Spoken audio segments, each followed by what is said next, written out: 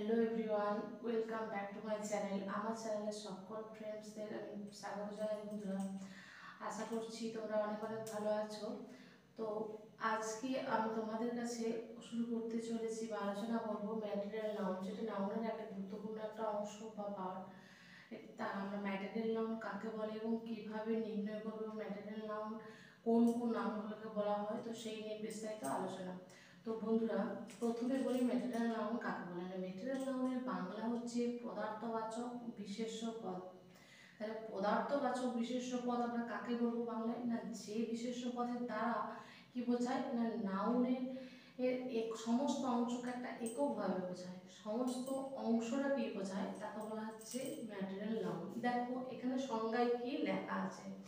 সংজ্ঞায় কি লেখা আছে না, যে নাউনের দ্বারা কোনো পদার্থের সমস্ত অংশকে এককভাবে বোঝায়, এক কথায় তাকে আমরা ম্যাটেরিয়াল নাউন বলবো। আর একটু অন্যভাবে যদি আমরা ব্যাখ্যা করতে যাই তখন কি বলবো না, যাকে গোনা যায় না, কি করা যায়, ওজনে পরিমাপ করা যায়। আমরা ওজন করলে বলতে পারবো কতটা, কিন্তু ওটার মধ্যে কতটা জিনিস আছে সেটা কিন্তু আমরা নির্ণয় করতে পারি না। তাহলে সেই ধরনের নাউনগুলোকে আমরা বলবো ম্যাটেরিয়াল নাউন। এরপরে উদাহরণ যদি দেওয়া হয় তাহলে সেই উদাহরণগুলোতে আমাদের কিছুটা ক্লিয়ার হবে। তো বন্ধুরা দেখো, এখানে আমি এক্সাম্পলে কি লিখেছি না, আমরা বলি ওয়াটার, তাই তো, বলি ওয়াটার ইজ এ ড্রিঙ্কিং, জল হয় পানীয়।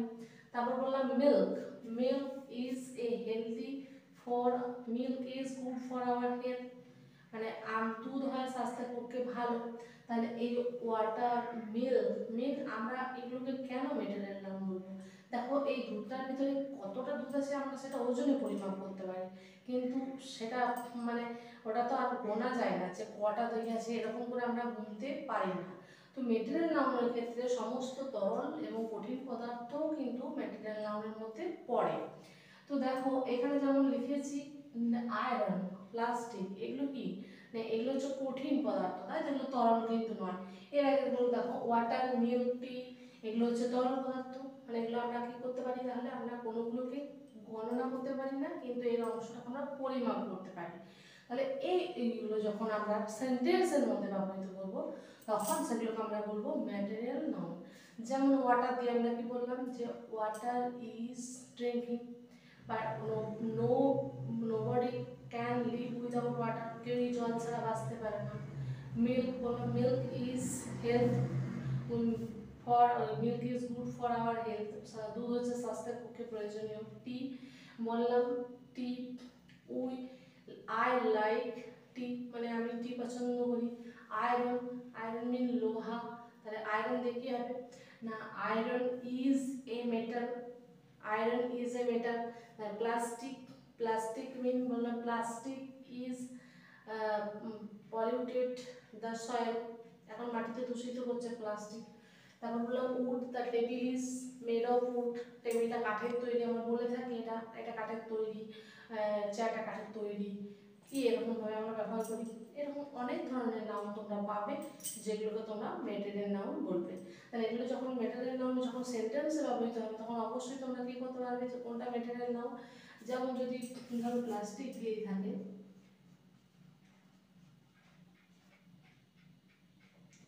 প্লাস্টিক দিয়ে, প্লাস্টিক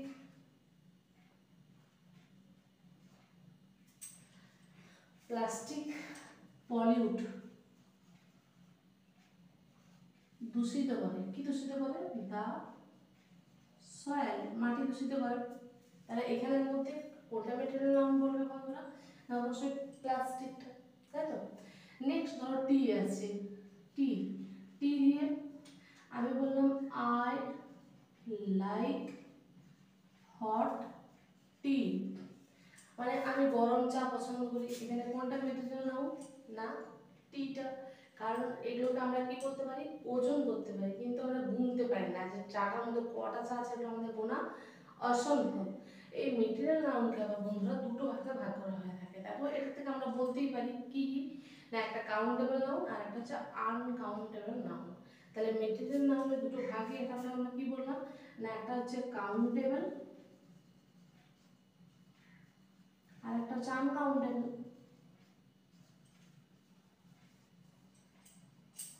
তাই তো, তাহলে কাউন্টেবল আর গণনা করা যায়, গণনা করা যায়। আর আনকাউন্টেবল মানে কি, গণনা করা যায় না, গণনা করা যায় না, সেটা বলবো আনকাউন্টেবল নাউন। তো কোনগুলোকে গণনা করা যায়, কোনগুলোকে গণনা করা যায় না, কিছু পদার্থ আছে যে পদার্থগুলোকে আমরা গুনতে পারি, কাউন্ট করা যায়, সেগুলো আমরা যেমন বুক বলি, বুক, এটাও একটা মেটেরিয়াল নাউন, কারণ এটা একটা বস্তু বোঝাচ্ছে, বুক। আরও এক্সাম্পল আমরা বইটা গুনতে পারি যে কটা পাতা আছে, তাই তো? এরকম ধরনের তোমরা অনেক পাবে। আর আনকাউন্টেবল নাউন তো আমরা যেগুলো উপরেগুলো বললাম সেগুলো সবই আনকাউন্টেবল নাউন। তাছাড়াও ধরো স্যান্ড আছে, সুগার আছে, সল্ট আছে, এগুলোকে আমরা সব আনকাউন্টেবল নাউনের আওতায় রাখি। তো বন্ধুরা, আজকে ছিল এই শর্টকাট আলোচনা। আজকের ভিডিওটা তাহলে একটু এই শেষ করছি। যদি অবশ্যই নতুন নতুন ভিডিও পেতে চাও তাহলে চ্যানেলটি ফলো করে পাশে থাকো।